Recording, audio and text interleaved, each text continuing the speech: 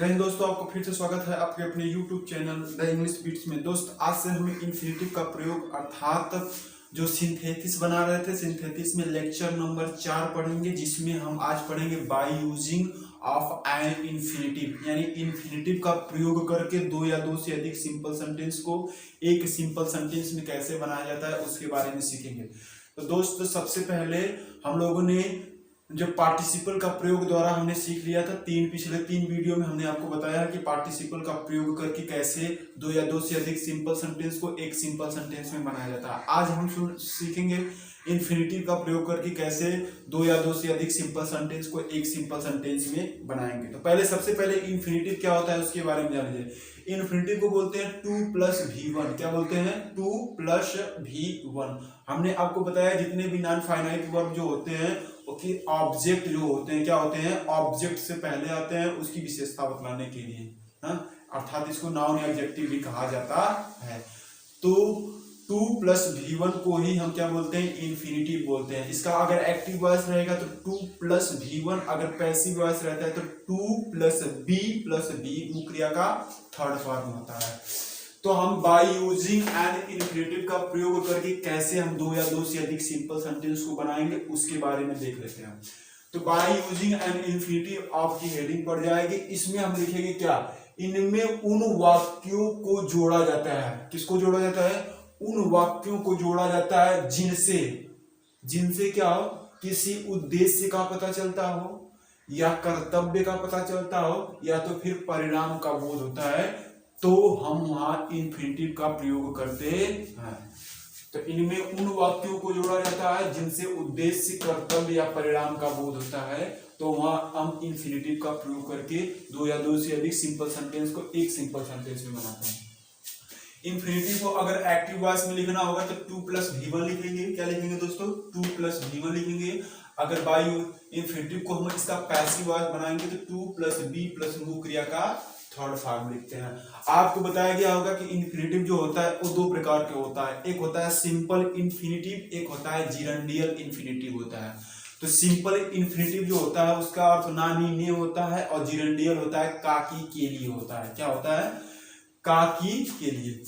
तो दो प्रकार का इन्फिनेटिव भी होता है, सिंपल इन्फिनेटिव होता है, जिरंडियल इन्फिनेटिव होता है। इसको हम पढ़ाएंगे, क्लास में पढ़ाएंगे, ऑफलाइन क्लास में। फिलहाल में आप देख लीजिए आप क्या हो रहा है, बताया जा रहा है यहाँ पे, आपको अच्छी तरह से समझ में आ जाएगा। तो आपको सीख लिए हैं कि बाय यूजिंग एन इन्फिनेटिव का प्रयोग कब करेंगे, यानी जिन वाक्यों से उद्देश्य का बोध होगा, कर्तव्य का बोध होगा, परिणाम का बोध होता है, वहां हम क्या करते हैं? इन्फिनेटिव का प्रयोग करते हैं, अर्थात 2+ क्रिया का फर्स्ट फॉर्म का प्रयोग करते हैं। पहला सेंटेंस पढ़िए।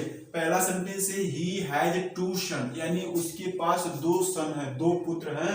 He had to educate him, क्या करने के लिए? पढ़ाने के लिए। अर्थात तो कोई उद्देश्य है ना, कोई कर्तव्य है ना, उसके पास 2 सन है जिन्हें क्या करना है? पढ़ाना है।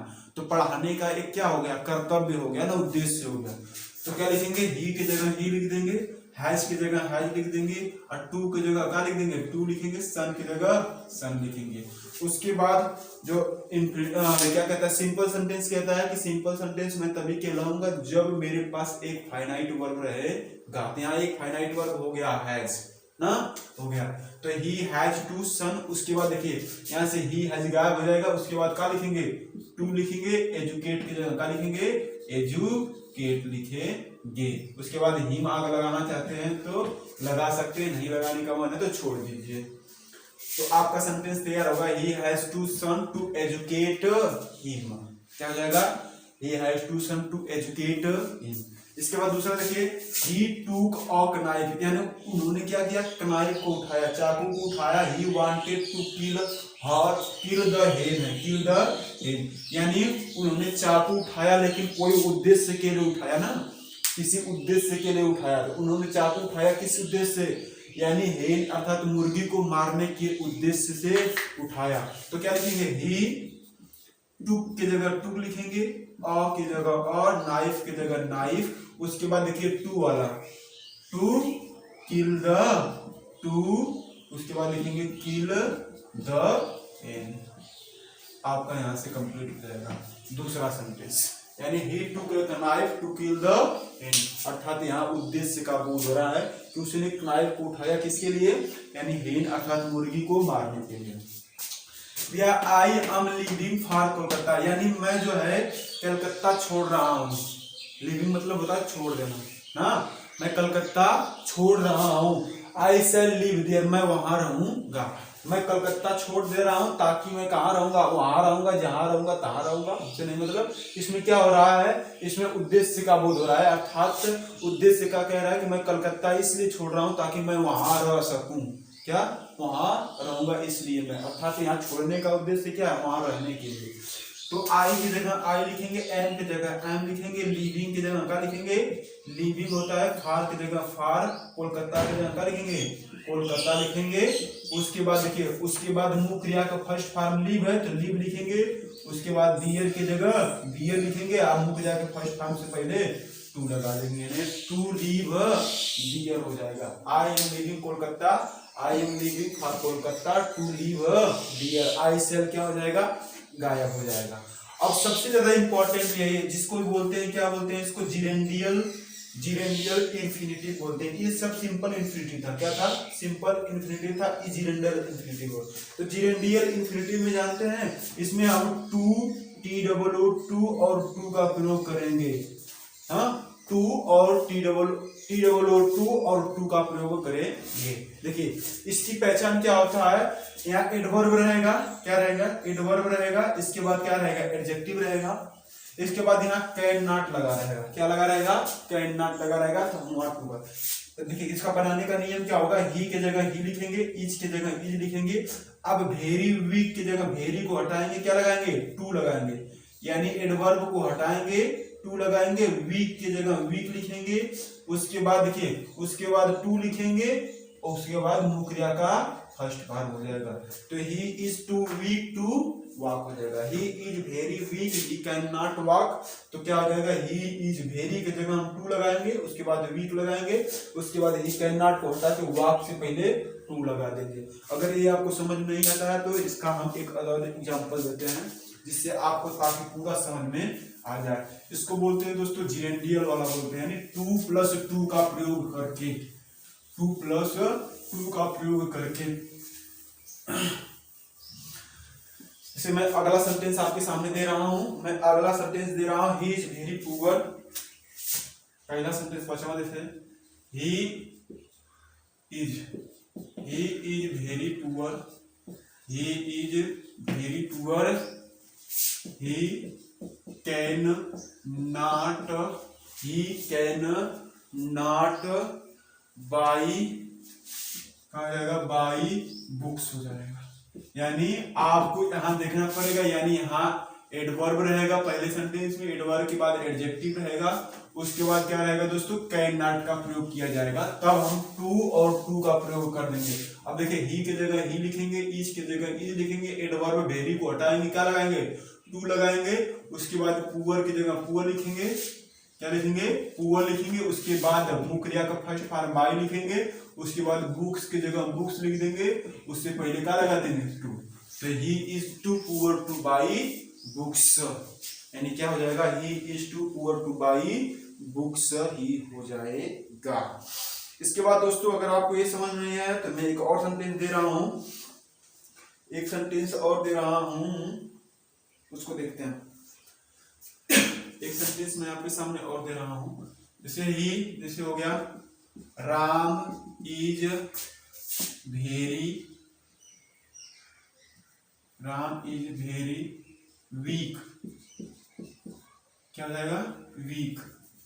Ram is very weak, he can not lift it, he can not lift it, यानी राम बहुत वीक है, वो इसे उठा नहीं सकता। तो राम की जगह राम लिखेंगे, राम, इज की जगह इज लिखेंगे, वेरी की जगह क्या लगाएंगे, टू। उसके बाद वीक की जगह वीक लिखेंगे।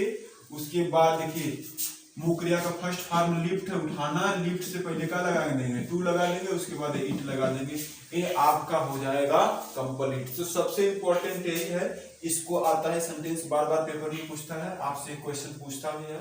तो आप इसकी पहचान क्या होती है, इसमें वेरी लगा रहेगा, उसके बाद एडजेक्टिव, उसके बाद कैन नॉट का प्रयोग किया जाएगा। तो वेरी की जगह हम टू लगाएंगे और कैन नॉट की जगह से कैन नॉट की जगह टू लगा देंगे, यानी वेरी की जगह TOO लगाएंगे और कैन नॉट की जगह क्या लगाएंगे, टू। उसके बाद जैसे का तैसे लिख देंगे। तो ये था आपका इन्फिनेटिव का प्रयोग द्वारा, इन्फिनेटिव के प्रयोग द्वारा दो या दो से अधिक सिंपल सेंटेंस को कैसे बनाया जाता है। इसके बाद अगला हेडिंग देखते हैं। इसके बाद दोस्तों हम देखते हैं नॉमिनेटिव एब्सोल्यूट का प्रयोग करके। क्या दोस्तों, नॉमिनेटिव एब्सोल्यूट का प्रयोग करके, नॉमिनेटिव एब्सोल्यूट का प्रयोग करके। तो नॉमिनेटिव एब्सोल्यूट क्या होता है, नॉमिनेटिव एब्सोल्यूट एक प्रकार का क्या होता है, पार्टिसिपल ही होता है। ये जैसे हमने पढ़ा था प्रेजेंट पार्टिसिपल, पास्ट पार्टिसिपल और परफेक्ट पार्टिसिपल पढ़ा था ना, उसमें हम लोग पढ़ रहे थे तो क्या था, सब्जेक्ट जो था दोनों ओर का सब्जेक्ट क्या था, समान था। क्या था, दोनों ओर का सब्जेक्ट समान था। लेकिन इसमें जो होगा दोनों तरफ का, अर्थात दोनों वाक्य में सब्जेक्ट अलग अलग रहेगा, उसको अलग अलग सब्जेक्ट को मिलाकर एक सिंपल सेंटेंस कैसे बनाएंगे, उसी को बोलते हैं नॉमिनेटिव एब्सोल्यूट। तो नॉमिनेटिव एब्सोल्यूट का प्रयोग करके कैसे हम दो या दो से अधिक सिंपल सेंटेंस को एक सिंपल सेंटेंस में बनाएंगे। तो जब नाउन के बाद परफेक्ट पार्टिसिपल का प्रयोग किया जाता है, मान लीजिए कोई नाउन है, नाउन के बाद हैविंग प्लस मुंह क्रिया का थर्ड पार्ट क्या हो, कोई नाउन हो, नाउन के बाद हम हैविंग क्या हो, कोई नाउन हो, नाउन के बाद अगर हम हैविंग उसके बाद मुंह क्रिया का थर्ड फॉर्म लिख रहे हैं तो समझिएगा वही क्या है, नाउन एब्सोल्यूट है। क्या, नॉमिनेटिव एब्सोल्यूट हो। तो नॉमिनेटिव एब्सोल्यूट की पहचान क्या होती है कि किसी भी नाउन के बाद हैविंग प्लस मुंह क्रिया का थर्ड फॉर्म लिखना ही क्या कहलाता है, नॉमिनेटिव एब्सोल्यूट कहलाता है। तो वहां कहने का मतलब यही है कि जब नाउन के बाद परफेक्ट पार्टिसिपल का प्रयोग किया जाता है तो वहां नॉमिनेटिव एब्सोल्यूट माना जाता है। क्या माना जाता है, नॉमिनेटिव एब्सोल्यूट माना जाता है। तो क्या माना जाता है, नॉमिनेटिव एब्सोल्यूट, अर्थात सब्जेक्टिव एब्सोल्यूट भी बोल सकते हैं। जैसे आप जो होता है सब्जेक्टिव केस पढ़ते हैं ना, तो सब्जेक्टिव केस को ही हम नॉमिनेटिव केस बोलते हैं। तो यहाँ नॉमिनेटिव एब्सोल्यूट कह दीजिए और चाहे सब्जेक्टिव एब्सोल्यूट कह दीजिए, बात बराबर है।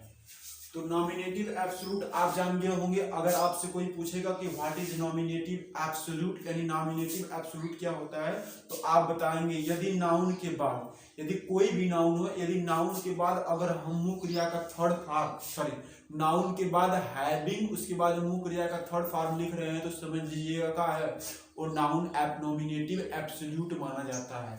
अर्थात नाउन हो, नाउन के बाद हैविंग हो, हैविंग के बाद मुंह क्रिया का थर्ड फॉर्म हो, वही नॉमिनेटिव एब्सोल्यूट माना जाता है।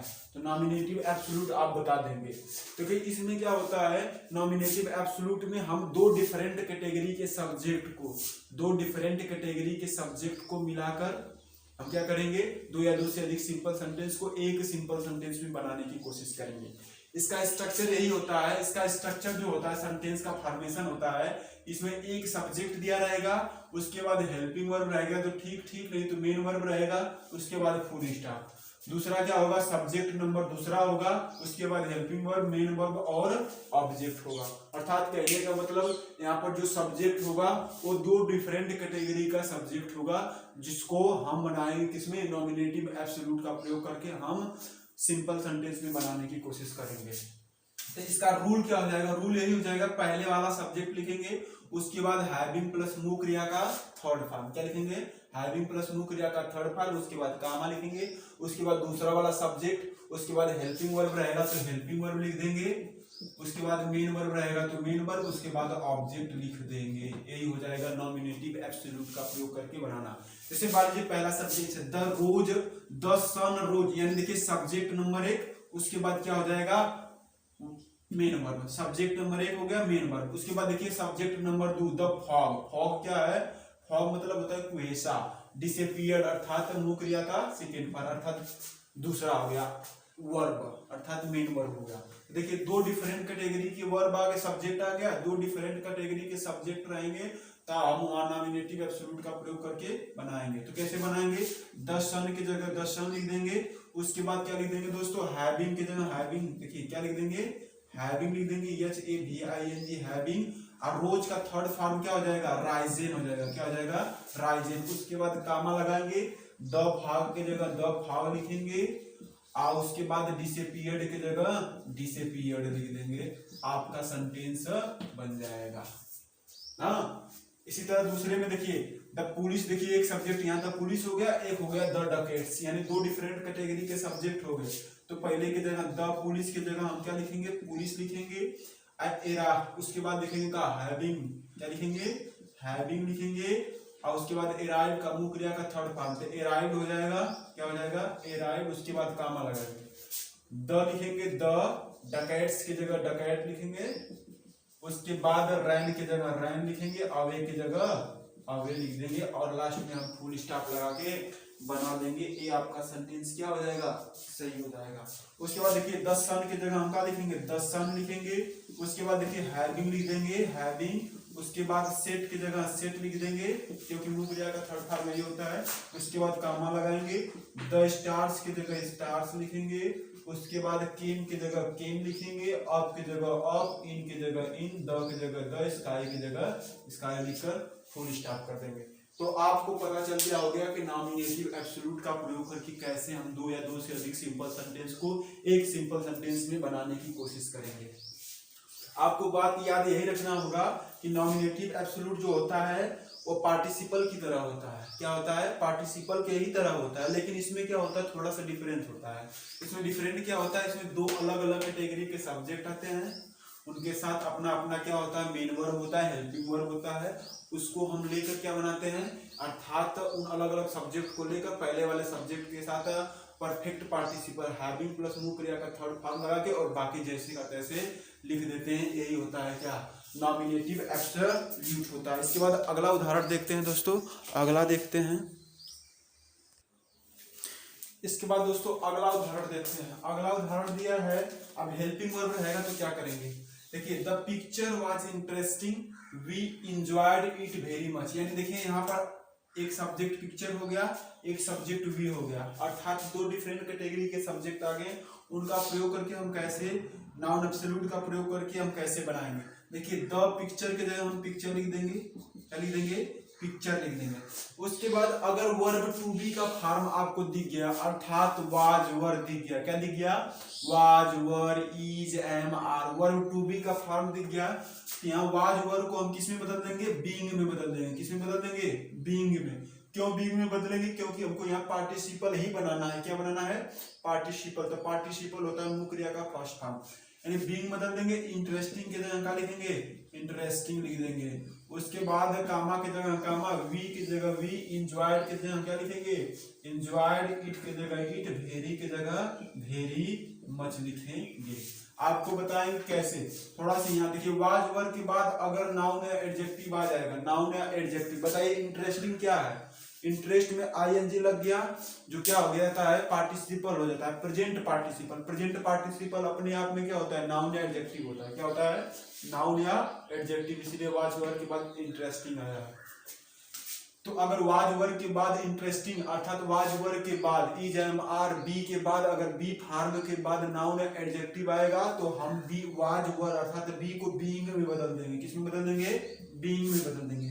इसके बाद देखिए द टीचर क्या हो जाएगा, द टीचर आज अब्सेंट, यानी क्या था, टीचर उपस्थित नहीं था, उपस्थित नहीं था। तो देखिए वाज वर के बाद क्या आ गया, नाउन या एडजेक्टिव, तो वाज वर को किस में बदल देंगे, बीइंग में बदल देंगे, बीइंग अब्सेंट। क्या हो जाएगा, अब्सेंट, कामा लगा देंगे। द बॉयज की जगह क्या लिख देंगे, बॉयज, और डिड की जगह डिड, नॉट की जगह नॉट, वर्क की जगह वर्क। इसी तरह तीसरा सेंटेंस देखिए, द वीदर की जगह क्या लिखेंगे, वीदर लिखेंगे, द वेदर की जगह वेदर लिखेंगे। वाज के बाद स्टॉर्मी, नाउन या एडजेक्टिव आ गया, तो वाज को किस में बदलेंगे, बीइंग में बदलेंगे। क्या बदलेंगे, बीइंग। स्टॉर्मी की जगह क्या लिखेंगे, स्टॉर्मी, फिर कामा लगाएंगे, द की जगह द, प्लेन की जगह प्लेन लिखेंगे, गॉट की जगह गॉट, लेट की जगह लेट लिख देंगे। अर्थात कुल मिला जुला के आपको यह बताना होगा कि अगर वर्ब टू बी फॉर्म के बाद अगर नाउन या एडजेक्टिव आएगा तो बी का बीइंग हो जाता है। क्या होता है, बीइंग हो जाता है। लेकिन अगर वही वर्ब टू बी के बाद वर्ब टू बी अर्थात बी फॉर्म में के बाद मू क्रिया का थर्ड फॉर्म आएगा तब क्या परिवर्तन किया जाएगा। तो जब मू क्रिया के बाद अर्थात बी फॉर्म के बाद मू क्रिया का थर्ड फॉर्म आएगा तो हैविंग बीन लिख देंगे। क्या लिखेंगे? Having been. तो यहाँ क्या हो जाएगा? द कैपिटल की जगह कैपिटल हो जाएगा। उसके बाद वाज की जगह लिखेंगे हैविंग बीन। क्या लिख देंगे? हैविंग बीन कील्ड हो जाएगा। क्या हो जाएगा? कील्ड हो जाएगा। हैविंग बीन कील्ड हो जाएगा। उसके बाद द की जगह द आर्मी की जगह आर्मी फ्लेड की जगह क्या लिखेंगे? फ्लेड लिख देंगे। Full stop. इसी तरह इसमें देखिए द लेटर की जगह क्या लिखेंगे? लेटर लिखेंगे। अब देखिए वाज वर्ब के बाद मू क्रिया का थर्ड फॉर्म आ गया तो वाज वर्ब के बाद मू क्रिया का थर्ड फॉर्म आएगा तो हैविंग बीन लिखेंगे। अगर वाज वर्ब के बाद नाउन या एडजेक्टिव आएगा तो वाज वर्ब को हम बीइंग में बदलेंगे तो लेटर तो हो जाएगा। इसके बाद क्या लिखेंगे? हैविंग बीन रिटेन की जगह रिटेन लिख देंगे। उसके बाद कामा लगाएंगे। ही पोस्टेड की जगह पोस्टेड लिखेंगे। इट की जगह इट, ऐट की जगह ऐट, वंस की जगह वंस लिख देंगे। अर्थात ये आपका नाउन नॉमिनेटिव एब्सोल्यूट भी समाप्त होता है। तो आज हम लोगों ने पढ़ा इंफिनिटिव का प्रयोग और नॉमिनेटिव एब्सोल्यूट का प्रयोग करके दो या दो से अधिक सिंपल सेंटेंस को कैसे बनाया जाता है। तो नॉमिनेटिव एब्सोल्यूट के बारे में आप जानिए। नॉमिनेटिव एब्सोल्यूट अगर आपसे कोई पूछेगा तो बता देंगे। नॉमिनेटिव एब्सोल्यूट क्या होता है? नाउन के बाद परफेक्ट पार्टिसिपल आना चाहिए। क्या आना चाहिए? परफेक्ट पार्टिसिपल, वही होता है नॉमिनेटिव एब्सोल्यूट। इसमें अंतर क्या होता है? इसमें अंतर यही होता है कि नॉमिनेटिव एब्सोल्यूट में जो होता है दो डिफरेंट कैटेगरी के सब्जेक्ट आते हैं। दो डिफरेंट कैटेगरी के सब्जेक्ट रहते हैं, उनको नॉमिनेटिव एब्सोल्यूट का प्रयोग करके बताते हैं। लेकिन जो पार्टिसिपल में क्या होता था वो सब्जेक्ट समान था। क्या था? सब्जेक्ट समान रहता था। तो आपको अगर ये वीडियो पसंद आया हो तो लाइक शेयर और सब्सक्राइब कीजिएगा। जय हिंद, जय भारत।